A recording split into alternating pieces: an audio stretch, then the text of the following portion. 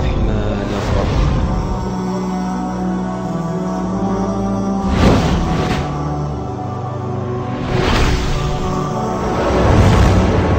الهجرة فرقت بين الحق والباطل، فرقت بين الظلمة والمظلومين، فرقت بين النور والظلام، فرقت بين الطاعة والفسق، فرقت بين عصر الجاهلية وعصر الإسلام. ولذلك وضع العلماء شروطا لمن يريد أن ينتقل إلى بلدة كافرة. أولها أن يكون عندك علم تحصن به نفسك من الشبهات. الشرط الثاني أن يكون عندك خلق والتزام ودين يحصنك من الوقوع في الشهوات. تكون محتاجا لهذه السفرية والضرورة تقدر بقدرها. بسبب الهجرة انتشر الدين، وذهب النبي صلى الله عليه وسلم إلى يثرب هو وصاحبه أبو بكر، يستقبله أهل المدينة بالأناشيد: طلع البدر علينا من ثنيات الوداع.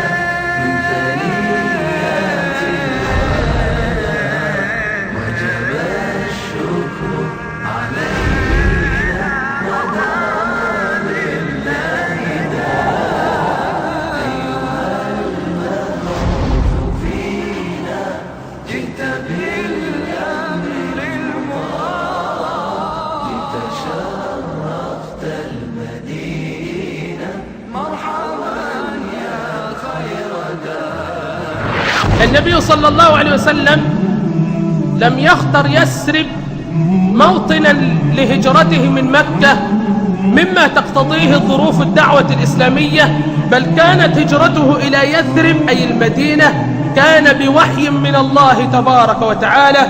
وفي حديث أبي موسى الأشعري أن النبي صلى الله عليه وسلم قال: رأيت في المنام أني أهاجر من مكة إلى بلدة ذات نخل أي مليئة بالنخل، فذهب وهلي أي اعتقادي إلى أنها اليمامة أو هجر. هجر مكان معروف عند قاعدة البحرين، فأخبرت أنها يثرب. فهجرة النبي من مكة إلى المدينة لم يكن باختيار النبي، إنما كان وحيا من الله تبارك وتعالى. والنبي لا يفر خوفا، إنما يفر بدينه ليتمكن الدين من الانتشار.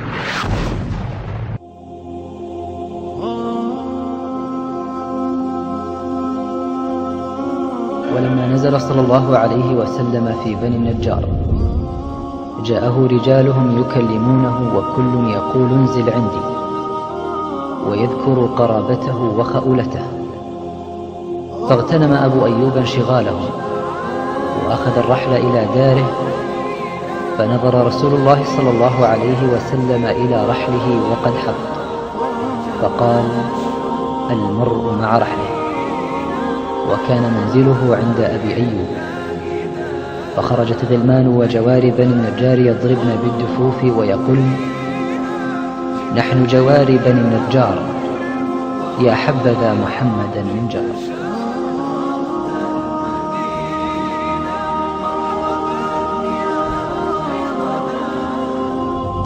إن الحمد لله تعالى نحمده ونستعين به ونستغفره، ونعوذ بالله من شرور أنفسنا وسيئات أعمالنا. إنه من يهده الله فلا مضل له، ومن يضلل فلا هادي له. وأشهد أن لا إله إلا الله وحده لا شريك له، وأشهد أن سيدنا وحبيبنا وعظيمنا وقرة عيوننا محمد صلى الله عليه وسلم يا أيها الذين آمنوا اتقوا الله حق تقاته ولا تموتن إلا وأنتم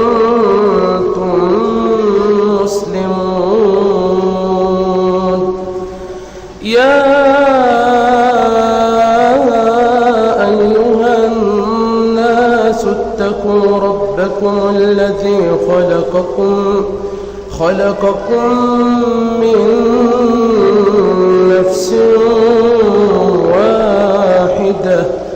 خلقكم من نفس واحدة وخلق منها زوجها وبث منهما رجالا كثيرا ونساء واتقوا الله الذي تساءلون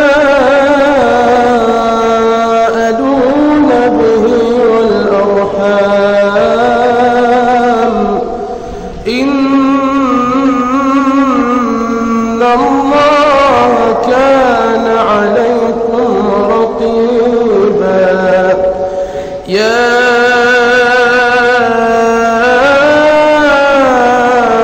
أيها الذين آمنوا اتقوا الله وقولوا قولا سديدا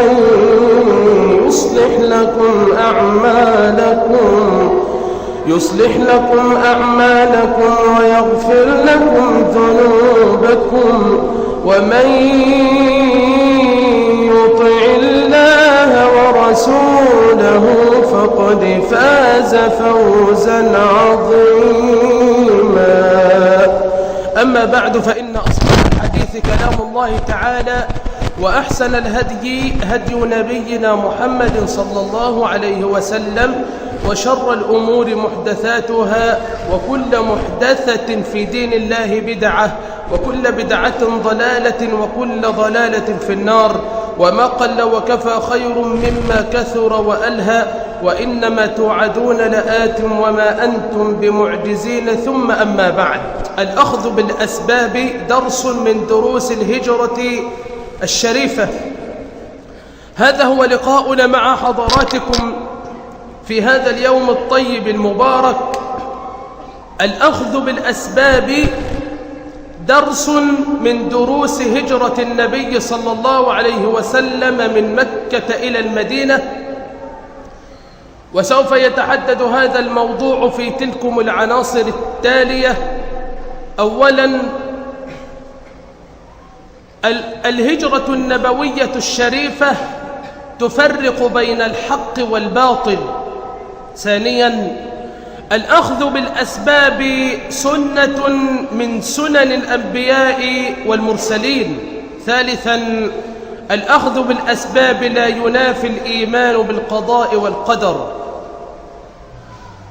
الهجرة معناها العام أن ينتقل الإنسان من شيء إلى شيء، أن ينتقل الإنسان من حال إلى حال، أن ينتقل الإنسان من موقف إلى موقف، أن ينتقل الإنسان من شأن إلى شأن آخر. هذا هو معنى الهجرة العام. أما معناها الخاص، فالهجرة بمعناها الخاص الانتقال من بلدة كافرة إلى بلدة مسلمة، مثل أن يكون المرء في بلدة كافرة ولا يستطيع أن يظهر دينه ولا يقيم شرع الله فيها، فوجب عليه أن يهاجر من هذه البلدة الكافرة إلى بلدة مسلمة ليقيم هناك دينه ويظهر شرع الله تبارك وتعالى. والهجرة الناس يختلفون فيها اختلاف شاسع، فهناك من يهاجر إلى بلدة أو إلى الله تبارك وتعالى وإلى رسوله، أي يهاجر إلى بلدة ليقيم شرع الله وأوامر الله، ويقيم شرع رسول الله وأوامر رسول الله. فهذه نية شريفة لها قيمة غالية عند الله تبارك وتعالى. الناس في الهجرة يختلفون، فهناك من يهاجر إلى الله وإلى رسوله، أي يهاجر لبلدة ليقيم شرع الله ويقيم أوامر الله ويقيم أوامر رسول الله صلى الله عليه وسلم. فهذه نية حميدة غالية ولها قيمة عالية. وهناك من يهاجر لبلدة لدنيا يصيبها إما لجمع مال أو ليحصل على مال، يهاجر إلى بلدة ليجمع الأموال ويكثر من الأموال، أو قد يهاجر لدنيا يصيبها أو امرأة ينكحها أو يتزوجها بأن يذهب إلى بلدة كافرة ليتزوج هناك. لا شأن أن هناك فرق بين النوع الأول والنوعين الأخريين، فرق شاسع كفرق السماء من الأرض، وهذا يتضح جليا من حديث نبينا صلى الله عليه وسلم والذي رواه البخاري ومسلم من حديث عمر بن الخطاب أن النبي صلى الله عليه وسلم قال: إنما الأعمال بالنيات وإنما لكل امرئ ما نوى. والنية لا شك أن محلها وموطنها الأساسي في القلب ليست باللسان. إنما الأعمال بالنيات وإنما لكل امرئ ما نوى. فمن كانت هجرته إلى الله ورسوله لم يقل فهجرته إليهما، إنما أعاد اللفظين مرة ثانية دلالة على رفعة هذه النية، فهجرته إلى الله ورسوله. النوع الثاني: ومن كانت هجرته لدنيا يصيبها لجمع مال أو امرأة يتزوجها وفي رواية ينكحها، فهجرته لم يعد اللفظين مرة ثانية دلالة على أن هذه النية نية هابطة، وأنها اهتمت بسفاسف الأمور وأحقر الأمور شأنا في الدنيا، إذ أن نيته ليست شريفة، نيته ذهبت إلى سفاسف الأمور وأدنى الأمور، امرأة يتزوجها أو دنيا يصيبها. ولا شك أن هذه النية هدفها زائل لا يبقى أبدا كما تبقى هدف النية الأولى وهو الإيمان والهجرة لله ورسوله.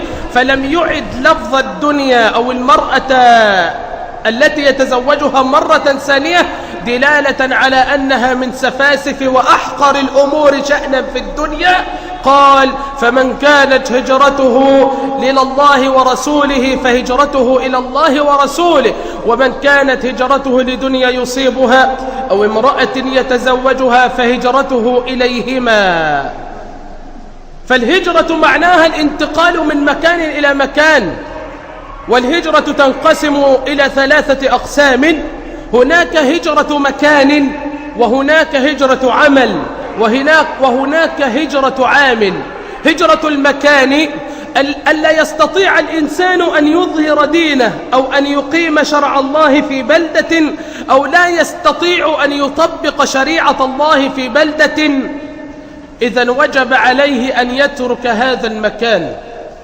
رجل يسكن في مكان كله معاصي، كله أمور تجرى فيها من شأنها أنها تغضب الله عز وجل، وجب عليه أن يترك هذا المكان وأن يذهب لمكان آخر، كما اتضح لنا ذلك من قصة قاتل 100 حينما أشار عليه العالم أن ينتقل من بلدته التي فيها المعاصي إلى بلدة أخرى الناس فيها يطيعون الله.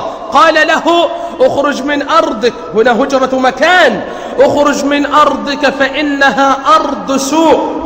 إذن وجب عليك إذا كنت في مكان ما تقام فيه السرادقات وتقام فيه الأفراح الهابطة بل الأحزان المؤلمة، وجب عليك أن تترك بيتك وتذهب إلى بيت آخر أو إلى مكان آخر حتى لا تستمع إلى ما يغضب الله، أو حتى لا تشاهد وتنظر إلى ما يغضب الله. وإذا مروا باللغو مروا كراما والذين لا يشهدون الزور. إذا كان الإنسان يسكن في مكان بجوار مثلا قاعة أفراح مثلا، وكل ليلة يسمع ما يغضب الله وكل يوم يشاهد ما يغضب الله، وجب عليه أن ينتقل من هذا المكان لمكان آخر. اخرج من أرضك فإنها أرض سوء، فما قبلت توبة قاتل 100 إلا لما نوى أن ينتقل من بلدة المعصية إلى بلدة الطاعة، إلا لما كانت عنده همة عالية في أن يطلب مرضاة الله وتطبيق شرع الله. اخرج من أرضك فإنها أرض سوء. ولذلك وضع العلماء شروطا لمن يريد أن ينتقل إلى بلدة كافرة. أما إذا كنت في مكان تقام فيه الشريعة ويقام فيه حدود الله تبارك وتعالى فلا يجب عليك أن تخرج منها إلى بلدة كافرة إلا بشروط 3. أولها أن يكون عندك علم تحصن به نفسك من الشبهات، لأن بلاد الكفر مليئة بالشبهات حول الدين الإسلامي، فإن لم يكن عندك حينئذ من العلم ما يحصنك من الوقوع في فخاخ الشبهات إذن فستسقط فريسة في يد أصحاب الديانات الأخرى، فإما أن يتنصر وإما أن يتهود. وكم من أناس من المسلمين تنصروا من خلال وسائل التبشير التي تنتشر في بلاد المسلمين، من خلال الدعوات النصرانية التي تنتشر في ديار المسلمين. كم من أناس تنصروا. لماذا؟ لما عندهم من جهل حول الدين الإسلامي، ليس عندهم علم يكفيهم ويحصنهم من الوقوع في هذه الشبهات. فأن يكون عندك علم يحصنك من الشبهات، علم بدينك، علم بأمور دينك ودنياك. الشرط الثاني أن يكون عندك خلق والتزام ودين يحصنك من الوقوع في الشهوات. فبلاد الكفر مليئة بالنساء العارية، مليئة بشرب الخمور، مليئة بكل ما يغضب الله عز وجل. فإن لم يكن عندك خلق وتدين يحصناك من الوقوع في الشهوات فستسقط فريسة في يد رؤوس الشبهات أو الشهوات في هذه البلاد الكافرة. الشرط الثالث أن تكون محتاجا لهذه السفرة أو هذه السفرية، كأن تكون، نسأل الله أن يعافيك وإيانا، كأن تكون مريضا فتحتاج للعلاج من هذا المرض في بلاد الكفر، أو أن تناقش رسالة تفيد من خلالها دينك ودنياك فتسافر لمناقشتها إلى بلدة الكافرة. أن يكون عندك علم يحصنك من الشبهات، أن يكون عندك دين يحصنك من الشهوات، أن تكون محتاجا لهذه السفرية، والضرورة تقدر بقدرها. هذه هي أقسام الهجرة.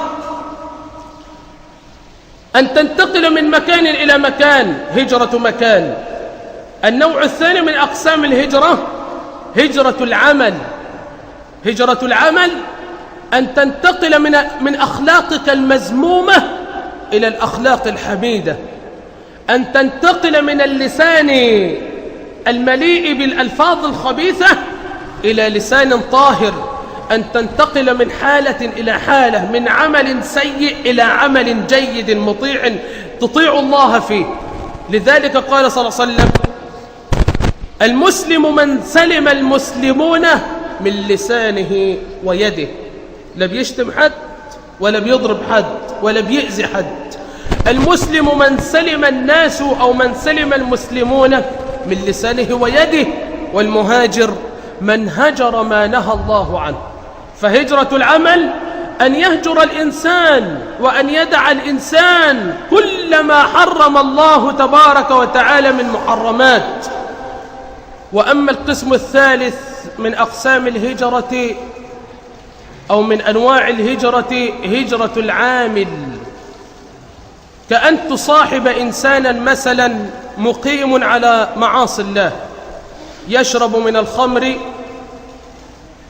وينظر إلى المحرمات ولا يطيع الله، هو صديقك وصاحبه، عليك أن تنصحه مرة وثانية وثالثة، فإن لم يستجب لدعوتك فعليك أن تهجره، عليك أن تتركه، عليك ألا ترافقه، وكما قلت لا تصحب من الناس إلا أحد رجلين: رجل تتعلم منه شيئا في أمر دينك فينفعك،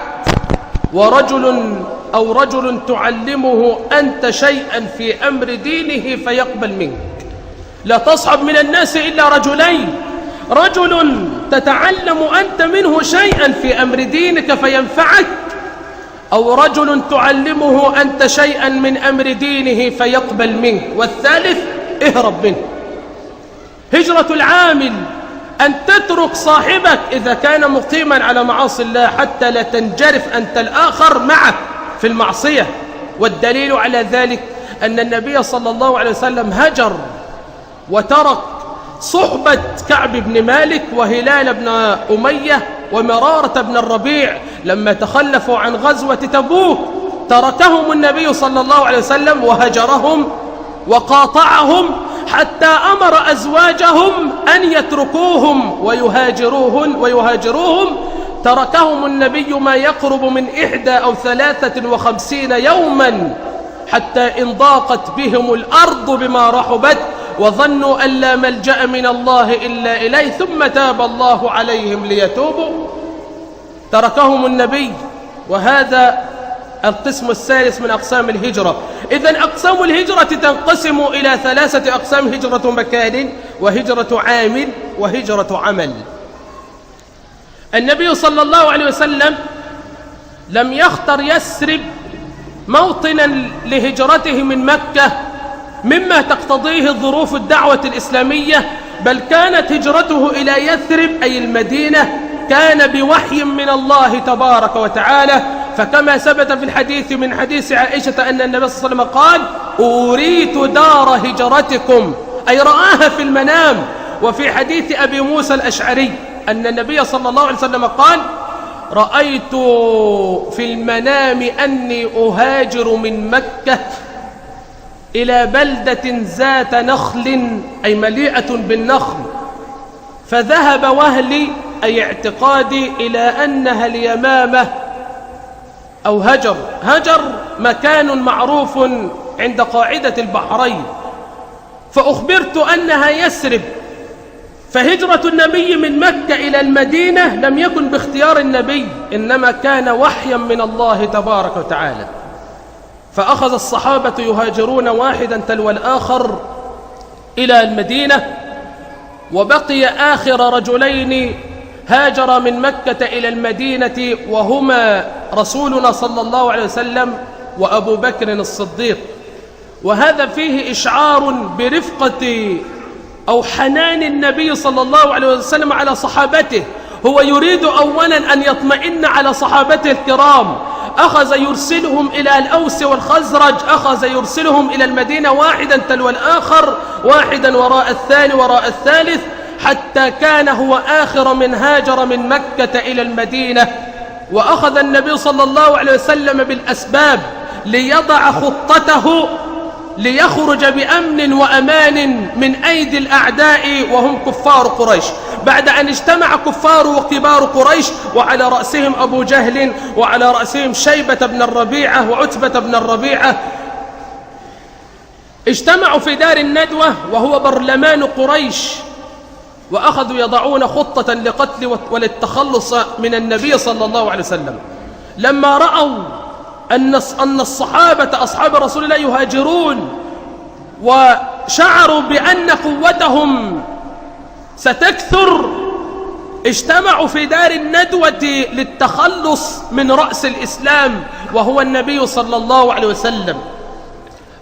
فأخذوا يضعون خطة، فكان آخر من وصلوا إليه أنهم يأخذون من كل قبيلة فتى شابا صلبا يحمل سيفه ويستل سيفه حتى يجتمعوا على النبي وهو نائم، فيدخلون عليه في الدار فيضربونه ضربة رجل واحد، فيتفرق دم ابن عبد الله بين القبائل، فلا تستطيع بنو هاشم أن يأخذوا بثأره أي بثأر النبي صلى الله عليه وسلم، فإما أن يقبلوا الفدية وإما يمتنعوا عن الأخذ بثأر النبي صلى الله عليه وسلم. وبالفعل اختاروا من كل قبيلة فتى شابا، وأخذ كل فتى سيفه وذهب إلى دار النبي، وذهبوا إلى دار النبي والتفوا حوله. هنا يؤذن للنبي صلى الله عليه وسلم بالهجرة، يذهب إلى أبي بكر في وقت شديد الحر في القيلولة، ولم يكن من عادة النبي أن يذهب إلى أبي بكر في القيلولة. قالت عائشة: جاء النبي صلى الله عليه وسلم إلى بيت أبي بكر فقيل له: يا أبا بكر، لقد جاء إليك رسول الله متقنعا في وقت لم يكن يأتينا فيه. فقال أبو بكر: إنه لم يأتينا إلا لأمر ضروري. ودخل النبي صلى الله عليه وسلم وقال لأبي بكر: أخرج من عندك في الدار. فقال أبو بكر: يا رسول الله، إنما هم أهلك، بأبي أنت وأمي يا رسول الله. فقال له النبي صلى الله عليه وسلم: يا أبا بكر، إن الله قد أذن لنا بالهجرة. فينكب أبو بكر على بطن النبي ويقول: الصحبة الصحبة يا رسول الله. الله أذن لك؟ قال: نعم. قال: بأبي أنت وأمي، خذ إحدى راحلتي هاتين. قال له النبي: بالثمن. وهنا تظهر عفة النبي صلى الله عليه وسلم، ولم يأخذ صلى الله عليه وسلم شيئا من أحد قط بسيف الحياء. قال له أبو بكر: عندي راحلتين، جملين أو فرسين، خذ أحدهما نرتحل بها. فقال له: بالثمن يا أبا بكر. فالنبي صلى الله عليه وسلم ذهب إلى داره لينام، وهنا يأخذ بالسبب في أن وضع علي بن أبي طالب مكان نومه ملتحفا ببردته الخضراء. فقال له: يا علي، نم في هذا المكان، فإنه لن يخلص إليك شيئا تكرهه، فإنه لن يخلص إليك شيء تكرهه، نم في هذا المكان والله سيحميك. وبالفعل التحف علي ببردة النبي صلى الله عليه وسلم ونام في فراش النبي صلى الله عليه وسلم. فأخذ النبي صلى الله عليه وسلم حفنة من البطحاء أي من تراب ووضعها في وجوه المشركين وهم واقفون منتظرون يدخلون أو ساعة الصفر للدخول على النبي فيضربونه ضربة رجل واحد ويتخلصون منه صلى الله عليه وسلم. ولكن عين الله ترعاه، ولكن عين الله تحميه صلى الله عليه وسلم. قال له الله: فإنك بأعيننا.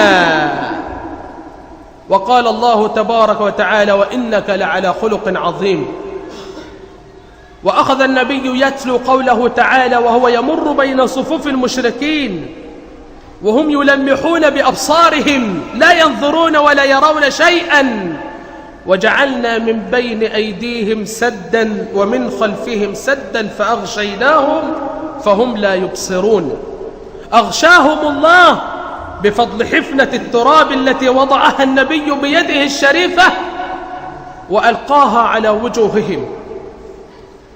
يدخل المشركون على بيت النبي أو إلى بيت النبي ثم يرفعون الثياب فإذا هو علي بن أبي طالب، فتذهب عقول المشركين ويضعون 100 ناقة حمراء من أفضل الجمال عند العرب لمن يأتي بالنبي وصاحبه حيا أو ميتا. هنا أبو بكر رضي الله عنه يأمر ابنه عبد الله بن أبي بكر بأن يأتيه بالأخبار، فكان أحسن جهازا مخابرتي اتخذه النبي صلى الله عليه وسلم. فكان يذهب عبد الله بن أبي بكر إلى مكة صباحا ويذهب إلى أبي بكر ونبي صلى الله عليه وسلم في الغار ليلا ليقص عليهما ما يحدث في مكة، ليقص عليهما ما يقال في مكة حول شأنهما. ويتخذ أبو بكر ويأمر عامر بن فهيرة، وكان قد يرعى غنمه، كان مولى لأبي بكر، فأمره أن يرعى غنمه ليخفي آثار أقدامهما. وكان عبد الله بن أريقط وكان من المشركين، كان النبي قد اتخذه لأنه كان خريتا عالما بمواطن الطريق ومطبات وانحناءات الطريق، فاتخذ النبي عبد الله، وهنا يأخذ النبي بالسبب، والنبي لا يفر خوفا، إنما يفر بدينه ليتمكن الدين من الانتشار.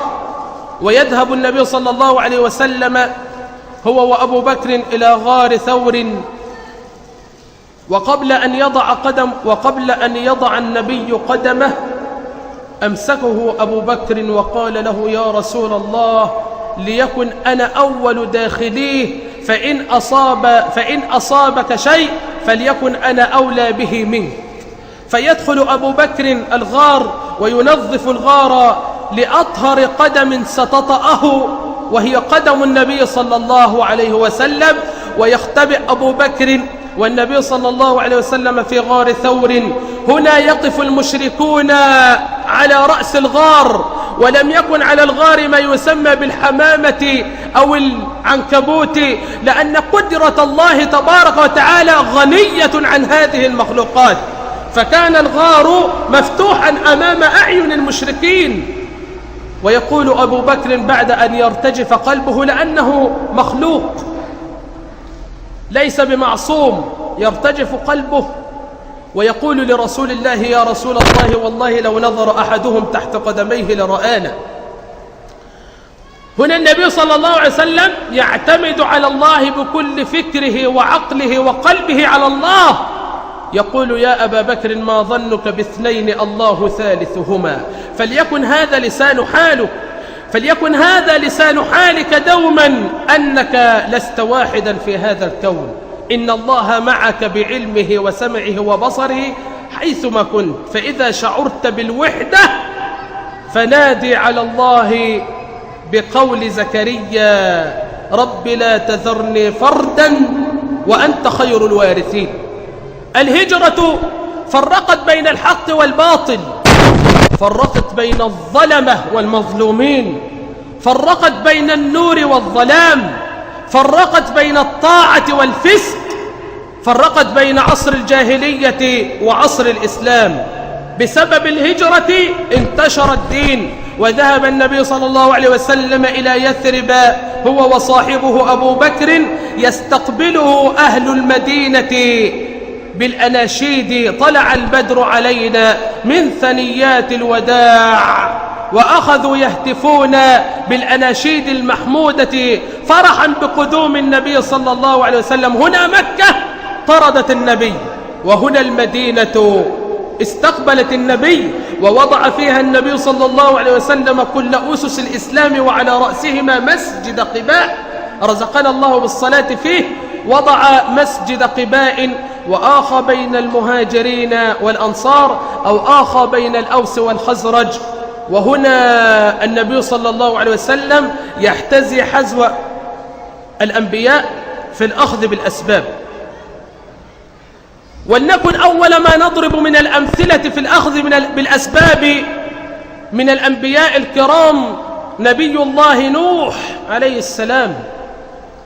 أخذ يدعو في قومه ما يقرب من 1000 عام، وأخذ يدعوهم إلى توحيد الله وترك عبادة الأوثان والأصنام. قالوا: يا نوح، قد جادلتنا فأكثرت جدالنا، فأتنا بما تعدنا إن كنت من الصادقين. قال: إنما يأتيكم به الله إن شاء، وما أنتم بمعجزين، أنتم ضعفاء تجاه قدرة الله تبارك وتعالى، ولا ينفعكم نصحي إن أردت أن أنصح لكم، إن كان الله يريد أن يغويكم هو ربكم وإليه ترجعون. أم يقولون افتراه، قل إن افتريته فعلي إجرامي. نسبوا الكذب لنوح واتهموه بالكذب. أم يقولون افتراه، قل إن افتريته فعلي إجرامي وأنا بريء مما تشركون. وأوحى الله إلى نوح أن يأخذ بالسبب، وأن يصنع سفينة شاهقة مرتفعة في أعلى الجبال، والناس من تحت الجبل ينظرون إلى نوح وهو يصنع الجبل، يسخرون منه. من المعروف والمعلوم أن الإنسان إذا أراد أن يصنع مركبا أو أن يصنع سفينة فإنما يصنعها على شاطئ البحر حتى تكون دفعة السفينة هينة. فلماذا يصنع نبي الله نوح سفينته في أعلى قمة الجبل بعيدة عن البحر؟ يسخرون منه ويستهزئون به. وأوحي إلى نوح أنه لن يؤمن من قومك إلا من قد آمن فلا تبتئس بما كانوا يفعلون. ربنا يشير عليه ويوحي إليه: واصنع الفلك بأعيننا، الفلك السفينة، واصنع الفلك بأعيننا ولا تخاطبني في الذين ظلموا. نهايتهم معروفة، ولا تخاطبني في الذين ظلموا، نهايتهم يا رب إيه؟ إنهم مغرقون. ويصنع الفلك في أعلى الجبل، وكلما مر عليه ملأ من قومه سخروا منه، قال لهم أي نوح: إن تسخروا منا فإنا نسخر منكم كما تسخرون. العاقبة دوما للمتقين، النهاية دوما للمتقين. فسوف تعلمون من يأتيه عذاب يخزيه ويحل عليه عذاب مقيم. ويوحي الله إلى نوح أن يأخذ من كل جنس زوجين ذكرا وأنثى ويضعهما في السفينة معه. فأخذ نوح من كل المخلوقات زوجين اثنتين حتى لا تنتفي الحياة من على وجه الأرض. فإذا جاء أمرنا وفار التنور قل نحمل فيها أي في السفينة من كل زوجين اثنين وأهلك إلا من سبق عليه القول، كمثل ابن نوح لم يركب مع أبيه ولم يؤمن مع أبيه فكان من الغارقين.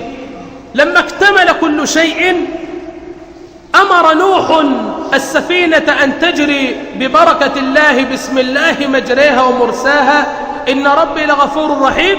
وهي تجري بهم في موج كالجبال ونادى بأعلى صوته كما نادى يونس النبي في بطن الحوت، ونادى في الظلمات. ولذلك فرق بين المنادات والمناجاة. المنادات تكون بصوت مرتفع، والمناجاة تكون بصوت منخفض، كما اتضح ذلك من حديث الصحابة لما قالوا للنبي: يا رسول الله أبعيد ربنا فنناديه أم قريب فنناجيه؟ فنزل قوله تعالى: وإذا سألك عبادي عني فإني قريب. ونادى في الظلمات ونادى نوح ابنه: اركب معنا يا بني اركب معنا ولا تكن مع الكافرين. ظن ابن نوح عليه السلام أنه سينجو من الغرق، قال: سأوي إلى جبل، أنا هنطلع في مكان مرتفع يعصمني من الماء. قال: لا عاصم اليوم من أمر الله إلا من رحم. وفرق الموج بين نوح وابنه وحال بينهما الموج فكان من الغارقين. هنا يأتي أمر الله، وقيل: يا أرض ابلعي ماءك ويا سماء أقلعي وغيض الماء. وقضي الأمر واستوت على الجودي، وقيل: بعدا للقوم الظالمين. وهنا رقة نوح لم تنسى ابنه، ونادى نوح ربه: أن ابني من أهلي، يا رب ابني، يا رب أن ابني من أهلي، وإن وعدك الحق وأنت أحكم الحاكمين. قال: يا نوح إنه ليس من أهلك، إنه عمل، وفي قراءة إنه عمل غير صالح، فلا تسألني ما ليس لك به علم، إني أعظك أن تكون من الجاهلين. أنت مع أوامر الله جاهل، أنت مع تنفيذ أوامر الله جاهل، إني أعظك أن تكون من الجاهلين. قال: إني أعوذ بك أن أسألك ما ليس لي به علم. وهنا يرجع نوح إلى عقله وإيمانه: وإلا تغفر لي وترحمني أكن من الخاسرين. وها هي مريم تأخذ بالسبب في هز النخلة لتنزل عليها الرطب، وهز إليك بجذع النخلة تساقط عليك رطبا جنيا.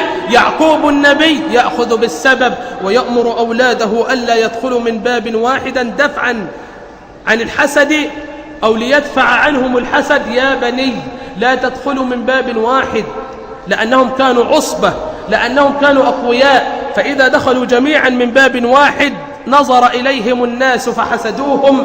قال لهم نبي الله يعقوب: يا بني لا تدخلوا من باب واحد وادخلوا من أبواب متفرقة وما أغني عنكم من الله من شيء. أنا مش هنقدر ندفع عنكم الحسد، وما أغني عنكم من الله من شيء، إن الحكم إلا لله عليه توكلت وعليه فليتوكل المتوكلون. أقول قولي هذا وأستغفر الله العظيم لي ولكم.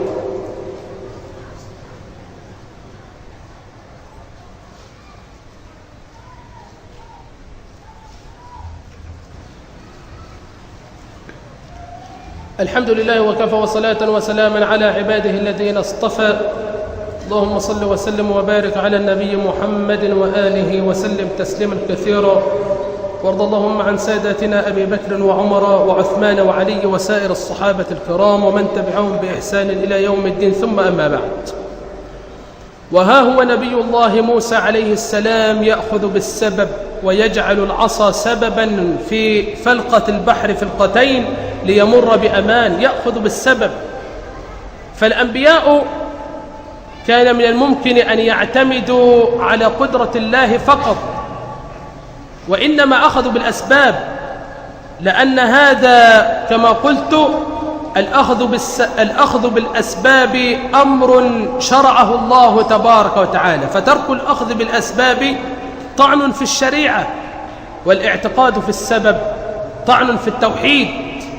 فلا بد أن تأخذ بالسبب دون أن تطمئن إليه أو أن تستند إليه، فليكن اطمئنانك واستنادك لله تبارك وتعالى، وألا تعتقد أن السبب إنما ينجيك بذاته.